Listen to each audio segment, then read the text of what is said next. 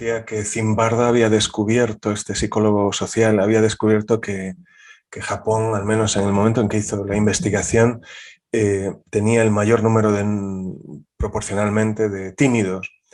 Y precisamente quizá por ello, el doctor Morita, japonés, creó una de las terapias, la terapia Morita, eh, que son más efectivas a la hora de trabajar con la superación de la timidez.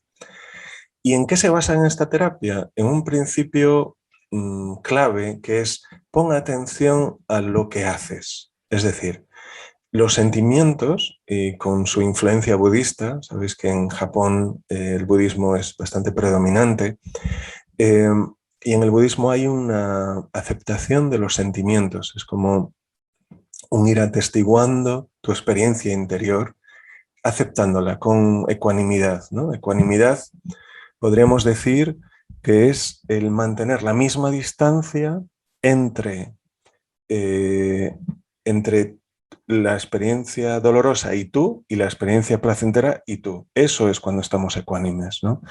Entonces, claro, eso es difícil, ¿no? Y es podríamos decir casi que es el Buda interior o el ser interior que es capaz de hacerlo. Eh, pero eso se trabaja mucho en el budismo, en la meditación budista.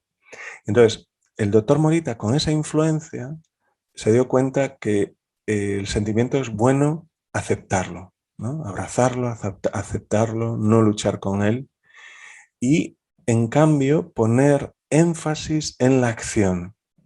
Entonces, es, es como que solemos poner énfasis en tratar de cambiar el sentimiento. Me siento inseguro y por tanto, hasta que quiero, no lo voy a hacer porque me siento inseguro y lo voy a hacer cuando me sienta seguro. Doctor Morita diría que no. Mira, diría, primero hazlo y luego te acompañará la seguridad. El miedo se desaparecerá. Y de hecho, esto no es solo japonés.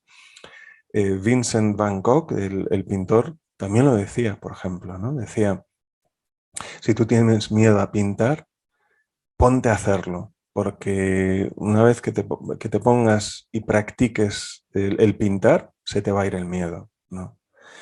Y esto es lo que podemos llamar la terapia de exposición. Y aquí conviene mucho el hacer como una especie de andamiaje, ¿no? Hacer una exposición gradual. Es decir, si tengo miedo a hablar en público, a lo mejor no es bueno que me rete a hablar directamente en público con mucha gente, sino que me ponga retos, pequeños retos que vaya conquistando, y en esos retos voy a tener miedo, pero voy a tomar acción, voy a ponerme en acción y lo voy a hacer, pero con miedos gradualmente programados, ¿no? Por ejemplo, hoy en el ascensor voy a hablar con un vecino si me coincide, ¿no? Eso puede ser un reto pequeño. O voy a hablar con el panadero, ¿no? Y la siguiente vez que esté en un grupo de amigos de 3, 4, 5 personas, me voy a atrever a hablar un poco más. Voy a hablar un 5, un 10% más, ¿no? Y así, con andamiaje, ir construyendo seguridad que está basada en pequeñas acciones, en retos pequeños, no en sentirnos primero más seguros y luego tomar la acción, ¿no? Entonces, el énfasis está en la acción, el énfasis está en la experiencia, en el yo experiencia, en enfatizar eso, en vez de poner el énfasis, como se suele poner, en la valoración de los demás, en la opinión de los demás, en si les va a gustar o no les va a gustar. Lo importante es que yo lo estoy haciendo y que lo estoy intentando hacer lo mejor que puedo. Y eso va a traer una motivación intrínseca desde mí.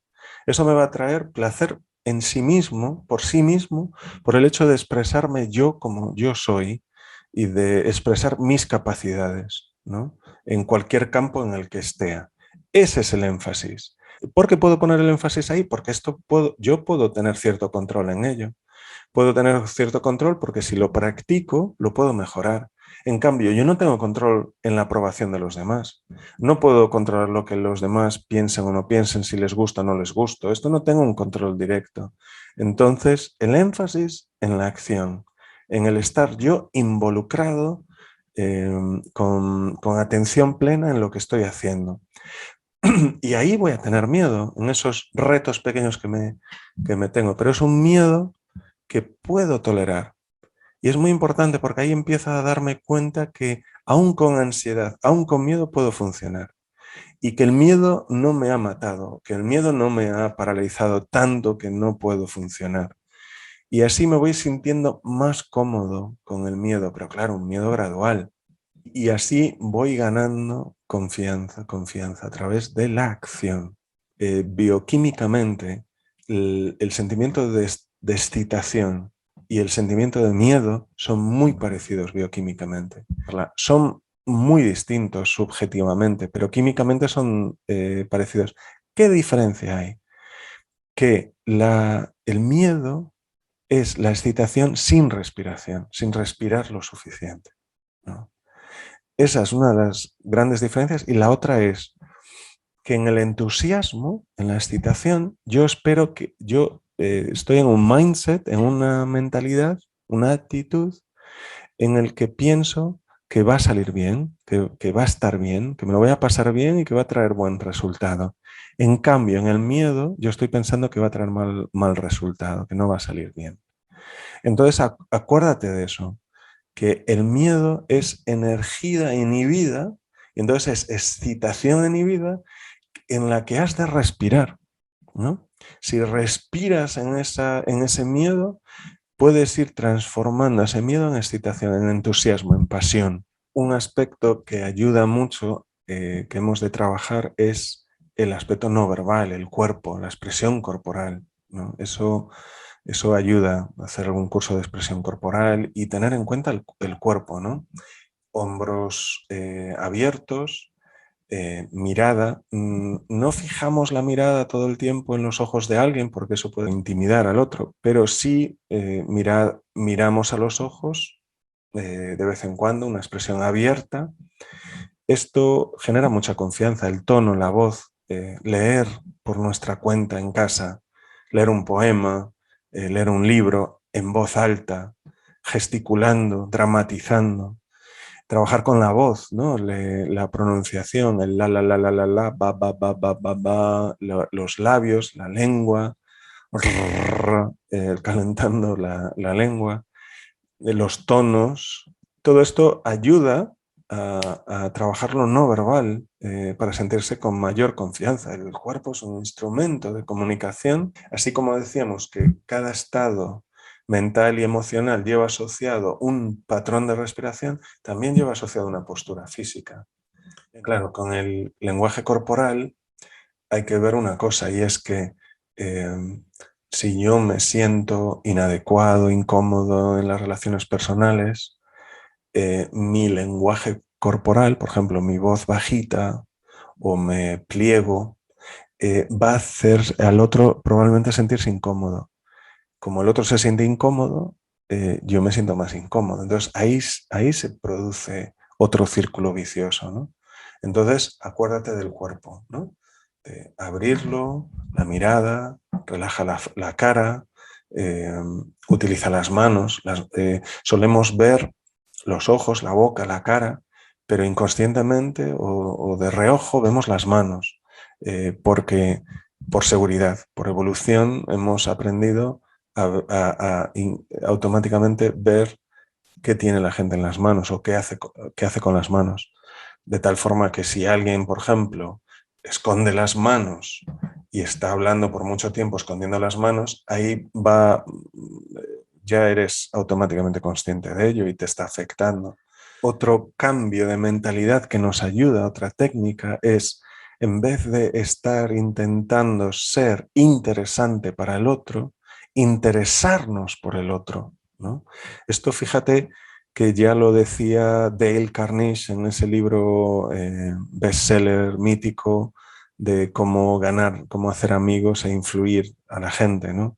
Y entonces en ese libro la idea principal es presta atención a la gente, interésate por la gente, porque muchas veces en las conversaciones entre gente son dos burbujas, ¿no? De dos personas que están hablando de sí mismas, donde no hay un encuentro de verdad. Y lo que Dale Carnegie sugiere es interésate de verdad por el otro. ¿Por qué interesarse de verdad por el otro? Hay muchas razones, pero una de ellas es que eso te va a traer una conexión emocional potente con el otro, ¿no? Tu presencia y tu interés, en vez de estar intentando ser interesante tú, en vez de estar intentando vender tu imagen tú, ¿no? Buscando la aprobación directa, ¿no? Y es importante también que nos demos el permiso de tener momentos donde no nos sentimos con confianza en nosotros mismos, no nos sentimos fuertes, no nos sentimos seguros. Hay momentos que son muy humanos, donde nos sentimos un poco desdichados, deprimidos, débiles, y es bueno que nos demos ese permiso y que no hagamos conclusiones, no nos enjuiciemos, porque en momentos determinados nos podamos sentir así, porque las cosas no son ni blancas ni negras, ¿no? Y podemos tener confianza en nosotros mismos, pero pasar momentos de debilidad que son muy humanos. Cuando hablamos de aceptar el sentimiento, ¿a qué nos referimos? Pues a los sentimientos de miedo. ¿A qué nos referimos? Bueno, a que el sufrimiento es dolor por resistencia. Entonces tenemos una situación, digamos, objetiva, ¿no? Un hecho que ha pasado que nos puede causar un sentimiento, pero lo reforzamos, ese sentimiento, lo aumentamos, lo dramatizamos con la resistencia hacia el sentimiento, ¿no? Yo me resisto a lo que pasó y eso es lo que podemos soltar. Eso es lo que la aceptación ayuda. La aceptación ayuda a tomar las cosas como son, soltando la resistencia o también aceptando que hay cierta parte de mi mente que se está resistiendo. Pero lo que hace la aceptación es al menos no aumentar la resistencia y por lo tanto no hace aumentar el sufrimiento, lo disminuye. Cuando nos encontramos a nosotros mismos juzgándonos, ¿no? desde el perfeccionista, ayuda el recordarse de que la mentalidad fija, de que las cosas son así fijas, pues no es la verdad, que lo imposible es no cambiar, que todo está en movimiento y que por lo tanto hemos de adoptar una actitud de crecimiento, de cambio. Y entonces en este momento salió así, pero práctica, práctica, práctica.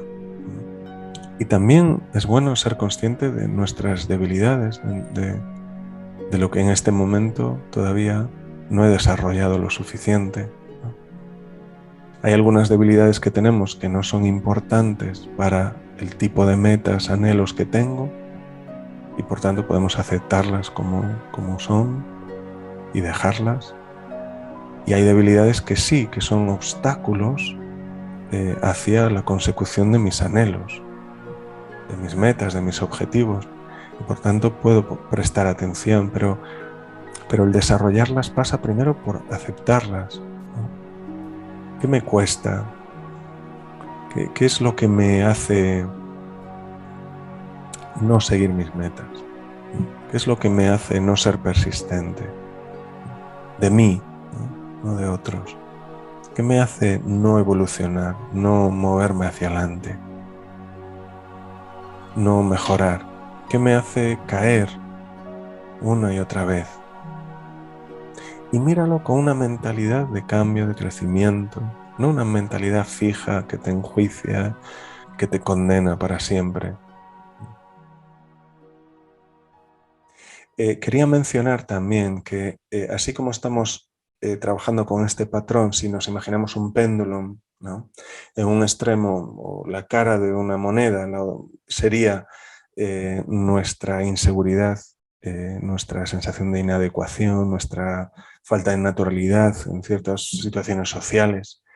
El otro extremo, la otra cara sería pues cuando somos muy habladores o cuando nos mostramos con demasiada confianza en nosotros mismos. Entonces podemos ser un poco narcisistas, querer ser el centro de atención siempre, el querer mostrar siempre lo bueno de nosotros mismos, ser un poco embaucadores, narcisistas, y eso no ayuda a conectar con la gente tampoco, ¿no? Porque aquí lo que nos hace falta en ese extremo, en esa cara, el interesarnos por los otros, como decíamos antes, ¿no? Dar espacio a los otros, salirnos del centro de atención, del centro de importancia, y prestar atención e interés al otro. Y por otro lado, ser más genuinos, y por lo tanto eso lleva a que también a veces mostramos nuestra humildad y vulnerabilidad, ¿no? Y eso ayuda a la gente a conectar con nosotros, porque si nos mostramos demasiado seguros, eso crea una cierta distancia. La gente no puede resonar tanto, no se puede identificar tanto. Entonces, la vulnerabilidad conecta si se sabe expresar, ¿no? El tomar riesgo quiere decir que hay incertidumbres, ¿no? Pero hemos de ver también que gracias a que hay incertidumbres hay posibilidades. Nos cuesta cambiar, salir de la zona de confort, conocer gente nueva, porque tenemos la sensación de perder cierta capacidad de control. En la zona de confort nos sentimos bajo control, las cosas están controladas. Y entonces, ¿por qué necesitamos el control? Por el miedo. Funciona mejor el pensar que no podemos controlar tanto. Es como, ayuda mucho la metáfora de surfear, ¿no?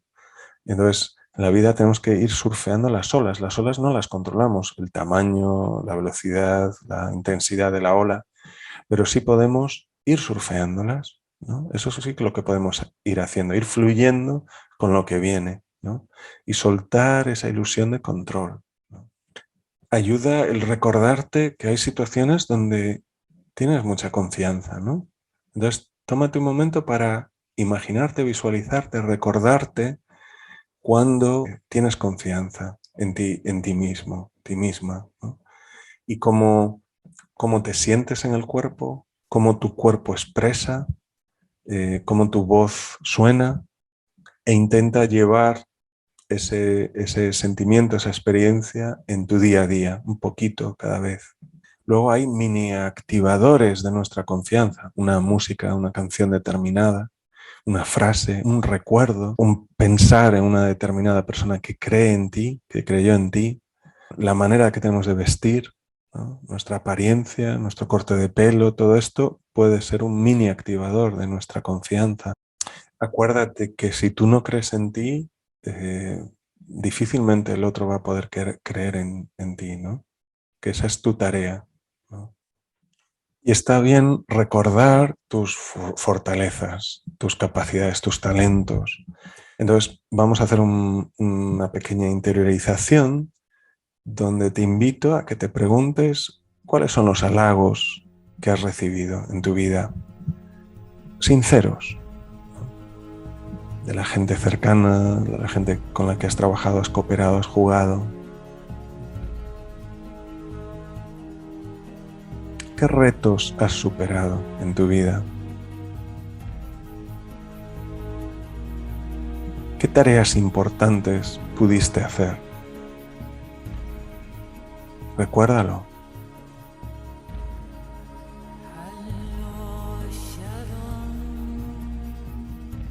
¿Qué roles importantes has jugado? ¿Y para quién?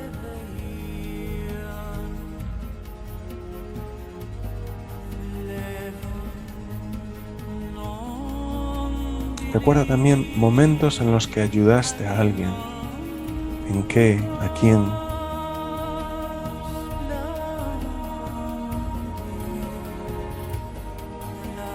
¿Cómo te sientes recordando estas cosas? Respira en ello. Deja que crezca esa sensación. Dale espacio, más espacio. Dale un recipiente mayor en tu cuerpo, en tu experiencia.